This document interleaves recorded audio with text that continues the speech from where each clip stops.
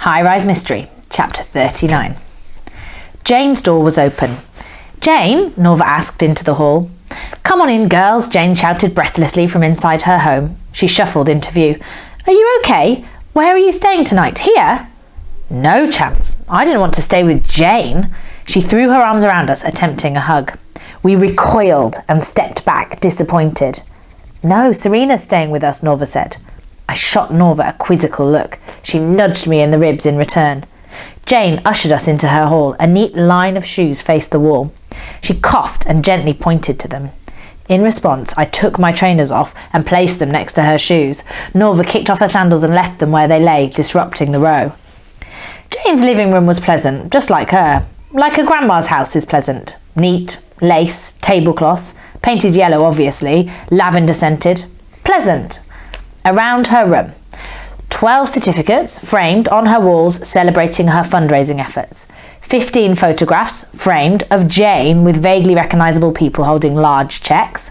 A slightly glamorous and misty portrait of Jane in her younger years, circa 1987. Jane's face beamed down at us from every direction. Norva pointed to her portrait and stifled a laugh. "Some water, girls," Jane offered. She looked at me. "I don't have any juice. Sorry, I find it a bit too sickly sweet, like its maker." Norva glanced at me. "Yes, please. Water would be great, thank you." We followed her through her lounge and into the kitchen. "It's terrible about Joe, your dad, sorry. While I was waiting for you, I put a plan together." She motioned to a notepad on the table. "Right, listen to this. I'll divert the funds the Triangles raised for Mothers on the Moon. That gives us money to start building a legal defence. It's not a lot, but it's a start. That, plus savings, I reckon we can get us a decent lawyer. Not the best, but we can try.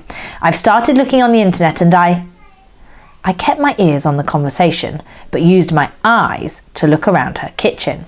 It smelt of paint, same layout as ours, just neater, brighter and fresher. Jane had clean folded tea towels on a shelf. What a thing. Underneath her sink, I saw a boot. And then another. A pair of work boots, large, possibly Paps. They were covered in yellow paint. Definitely Paps. I nudged Norva. Her eyes narrowed. How could they be here when they were just at home? I reached for my phone and looked through my photos. The shoes matched, I was sure of it. Were there 2 pairs of boots or more? I attempted a stealthy photo, but my subtle phone made an obvious sound, an old-school camera flashing noise. "What was that?" said Jane, alarmed. "Are you taking photos in here? Why? What are you taking photos of?" she said, walking towards us. We stepped backwards. No, I stuttered. "That's just a whack text tone," Norva jumped in. "Told you it was basic yet confusing, didn't I?" I nodded. Jane laughed and raised her hands in faked confusion. "Young girls and your tech can't keep up," her voice softened. "So like I said, once the wire transfer comes through from the embassy, he should be able to post bail if it comes to that.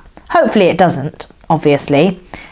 "That's very kind of you, Jane," Norva said, "and maybe not entirely legal, but whatever. You're so generous with your money." Jane smiled. "Well, it's not my money, it's Tri money, and this is a Tri-emergency." I groaned. "I'm sorry, I can't help it," she said. "Do the Triangles often lend money to people in need?" I asked. "Sometimes, depending on the situation." "And does anyone owe the Triangles any money?" She looked down. "No one owes us money, but we were waiting on a significant pledge. £250. But that's not going to come now." "Why not?" I asked. "It's just no longer available," she said with a sigh. "That's such a sad coincidence," Norva said. "What is?" said Jane, looking up. "We saw a cheque addressed to the Triangles yesterday, for that exact amount. It wasn't signed, though." "You did?" she said, surprised and confused. Her voice was high. We nodded. Then she understood. "Oh," she whispered. "He actually wrote the cheque." She spoke softly. "Wow, Hugo, you were serious." She wept. "You kept your word." "What word?" I asked her. Jane sighed. "Hugo kindly offered the Triangles £250, not for any statue in particular. He said he was going to come into some real money soon, a life-changing amount. He wanted to make a promise to the community." Her eyes welled with tears. "So very generous," she looked me in the eye. "But it's not worth any life, not Hugo's life, my life, or Joe's." "Did you trust Hugo?" I asked. Yes, I did, she said, dabbing at her eyes. He was a bit artsy for me, always critiquing my Tri-Angels posters. She laughed. But he was great. I loved him. Like, loved him? Asked Norva. Jane laughed. No. Oh, we must have got it wrong. Sorry, Norva replied. Jane stopped laughing. What do you mean, got it wrong? Oh, we've just heard that you and Hugo were close. Real close, Norva said, winking at me. Jane was serious. Who's been telling fibs? Are they fibs? Asked Norva. Yes, they are. She looked down. In love with someone else. Norva shuddered, recoiled and stuck out her tongue.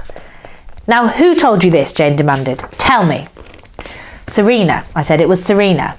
Jane's face tightened. Figures? Figures how? I asked. I get the feeling Serena doesn't like me or the Tri-Angels very much. She thinks we're all a bit unsophisticated, common. So on Friday night after the meeting, you weren't with Hugo? I asked for confirmation.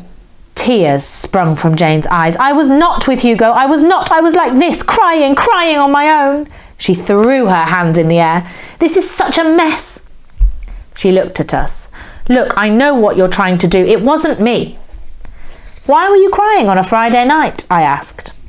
I was waiting for a visitor. He never came.